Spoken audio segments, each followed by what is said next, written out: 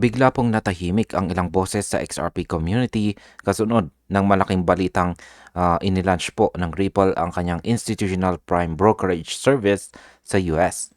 Ayon po kay Ginong Leverett Wild ng Crypto Crusaders, they are silencing me and silencing you guys. Para kay Ginong Levy, hindi po ito coincidence. Tila may gusto pong pigilan ang tagumpay ng XRP Army. Ang ganito pong kontrobersiya ay maaari pong magdulot ng pansamantalang takot or pagkalito sa mga retail investors. Ngunit nag-uudyok din ito ng mas malalim na interes mula sa institutional side. Kaya yan po ang siyang ating pag-uusapan sa video na ito at simulan po natin sa ating unang katanungan kung ano po ba ang tunay na nangyayari sa likod nito. Yan. Sabi po rito ay Ripple's rebranded acquisition.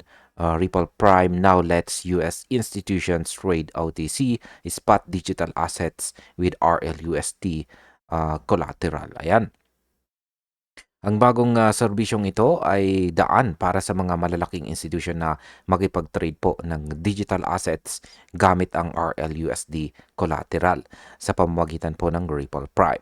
Sa madaling salita, binubuksan po ni Ripple ang pintuan ng mga bangko at hedge funds papasok sa XRP ecosystem. Ayon po kay Ginong Levy, ito mismo ang dahilan kung bakit may silencing na nangyayari. Ayaw po ng iba na maghita si XRP na umangat sa antas ng mga institutions. Sa market impact, ang institutional adoption na ito ay posible pong magdulot ng malaking pagtaas ng demand kay XRP sa mga darating na buwan, lalo na kapag nagsimula ang cross-margin trading sa RLUSD. Sunod na tanong ay ano po ba ang epekto nito sa utility ni XRP? Yan, ang sabi rito ay as institutions settle through XRPL rails, on-chain volume may increase, leading to more token burns through platforms fee model. Ayan, kapag dumabi daw po ang transaction ng mga institution gamit ang XRPL, lalaki rin ang on-chain volume ni XRP na siyang magdudulot po ng mas marami pong token burns at tataas ang kanyang scarcity.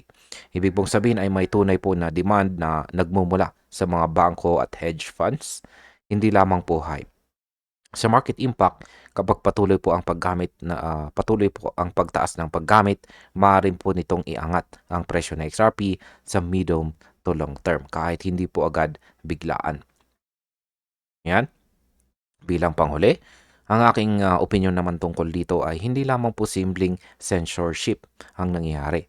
Ito ay senyales na may malalim po na galaw sa likod ng XRP ecosystem. Habang pinatatahimik po ang mga content creators, tahimik namang kumikilos ang mga institution para maghanda sa susunod na malaking yugto. Bilang mga traders at investors ay dapat tumingin po tayo sa utility at hindi po sa ingay. Dahil kung totoo po ang sinasabi ni Ginong Levy, baka nga ito na ang simula ng bagong chapter para kay XRP.